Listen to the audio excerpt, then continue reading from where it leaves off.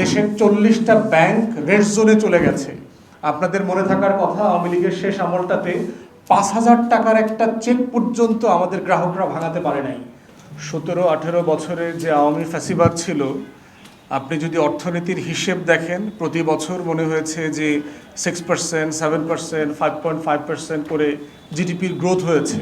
কিন্তু আমরা বিভিন্ন সময় দেখেছি যে বাংলাদেশ পরিসংখ্যান ব্যুরো, রাজস্ব বোর্ড, বাংলাদেশ ব্যাংক এবং আর্থিক খাতের বিভিন্ন ডিপার্টমেন্টের যে তথ্য, এটা একটার সাথে আরেকটা সামঞ্জস্যপূর্ণ ছিল না।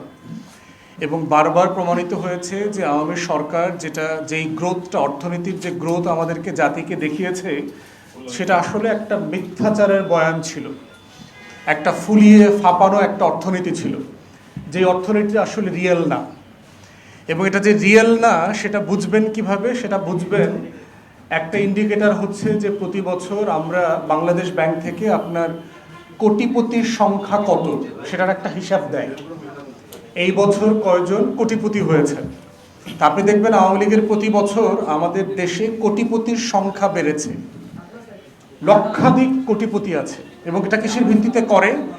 যে সরকারের ব্যাংকগুলোতে, বাংলাদেশের যে ব্যাংকগুলো আছে, এই ব্যাংকগুলোতে কোটি টাকার ফিক্সড ডিপোজিট আছে এইরকম, অথবা কোনো একটা অ্যাকাউন্টে 1 কোটি টাকা আছে এইরকম কি পরিমাণ অ্যাকাউন্ট আছে। এর বাইরেও কিন্তু আপনার প্লটের মালিক, ফ্ল্যাটের মালিক, এরকম আরও লক্ষ লক্ষ মানুষ আছে যারা কোটিপতি। তাহলে এত যদি অর্থনীতির গ্রোথ হয়, প্রতি বছর আমাদের কোটিপতির সংখ্যা বাড়ছে, তাহলে বেকারত্ব কমছে না কেন? আপনি দেখবেন প্রতি বছর কিন্তু আবার লাখে লাখে বেকার যুবকদের সংখ্যাও বেড়েছে। তাহলে দুইটা তো একসাথে চলতে পারে না, যে আমার দেশের অর্থনীতি খুব ভালো, আমার দেশে আপনার অনেক মানুষ কোটি টাকার মালিক হচ্ছে, কিন্তু আমার দেশে প্লট ফ্ল্যাটের মালিক হচ্ছে, কিন্তু বেকার যুবকদের চাকরি হচ্ছে না। এর মানে হচ্ছে যে একটা লুটপাটের অর্থনীতি তৈরি হয়েছে এখানে। আমার আপনার ব্যাংকে গচ্ছিত টাকা অথবা রাষ্ট্রের টাকা লুটপাট করে মানুষ প্লট ফ্ল্যাটের মালিক হয়েছে, ব্যাংকে টাকার মালিক হয়েছে, এফডিআর করেছে, বিদেশে টাকা পাচার করেছে, কিন্তু সেটা দিয়ে বাংলাদেশের অর্থনীতি আসলে ঘুরে দাঁড়ায় নাই। দেশের 40টা ব্যাংক রেড জোনে চলে গেছে। আপনাদের মনে থাকার কথা, আওয়ামী লীগের শেষ আমলটাতে 5,000 টাকার একটা চেক পর্যন্ত আমাদের গ্রাহকরা ভাঙাতে পারে নাই। ব্রাঞ্চের পর ব্রাঞ্চ, এলাকার পর এলাকা বিভিন্ন জায়গায় গেছে। 1 লাখ 2 লাখ টাকার জন্য চেক ক্লিয়ার করবার জন্য সেন্ট্রাল ব্যাংক অথবা হেড অফিসের ক্লিয়ারেন্স লাগবে, এই ধরনের চেষ্টাও আমরা দেখেছি। সেই রকম একটা ভঙ্গুর অর্থনীতি অন্তর্বর্তীকালীন সরকার পেয়েছে, এবং এটা বিএনপি সরকারও পেয়েছে।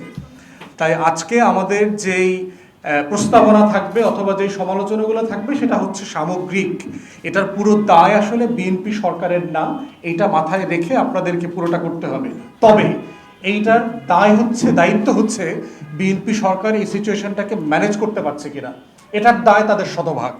তো সেই জায়গা থেকে আমাদের প্রথম বক্তব্য হচ্ছে যে এখন পর্যন্ত বাজেট সংক্রান্ত যে আলোচনাগুলো অথবা মাননীয় অর্থমন্ত্রীর যেই বক্তব্যগুলো আমরা দেখছি, তাতে প্রথাগত আলোচনা ছাড়া মোটা দাগে সংস্কারমুখী কোনো আলোচনা আমরা এখনো দেখি নাই। দেখেন, জুলাইয়ের গণ অভ্যুত্থান 24-এ যে একটা বড় ঘটনা ঘটে গেছে, এইটা কিন্তু শুধুমাত্র কোটা বিরোধী আন্দোলন আকারে দেখার সুযোগ নাই, যে আমার চাকরির কোটা 60 থেকে 10-এ 5-এ 7-এ নামায় নিয়ে আসো। এই আকাঙ্ক্ষাটা কিন্তু একটা সামগ্রিক আকাঙ্ক্ষা ছিল, এবং এর সাথে কিন্তু অর্থনীতি জড়িত।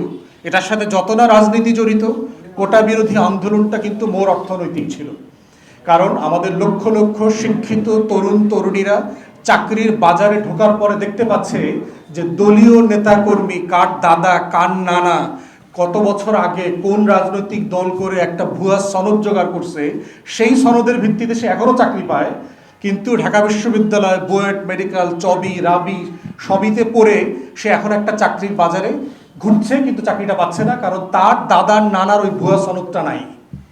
তো এই বাস্তবতায় কিন্তু এই আকাঙ্ক্ষাটা তৈরি হয়েছে যে আমি এই রাষ্ট্রের নাগরিক, কিন্তু তার অর্থনৈতিক সুযোগ সুবিধার যে একটা অংশীজন আমারও যে একটা হিস্সা আছে, এই হিস্সাটা এই রাষ্ট্র আমাকে দিচ্ছে না। কিসের ভিত্তিতে? কোটা নামক একটা আইন করে দিয়েছিল বলে আমি পাই নাই। তাহলে এই বাজেটের মধ্য দিয়ে 24-এর গণ অভ্যুত্থানকে রিফ্লেক্ট করবার একটা আকাঙ্ক্ষা কিন্তু আমাদের কাছে আছে, যে জুলাই জাতীয় সনদ, গণভোটের যে গণরায়, এর প্রত্যেকটা জিনিসকে কিন্তু আপনার এই বাজেটের মাধ্যমে রিফ্লেক্টেড করতে হবে। তা না হলে যেটা হবে, এই বাজেট প্রথাগত বাজেট হবে এবং এই প্রথাগত বাজেট কিন্তু আমাদের কোনো আকাঙ্ক্ষা পূরণ করতে পারবে না।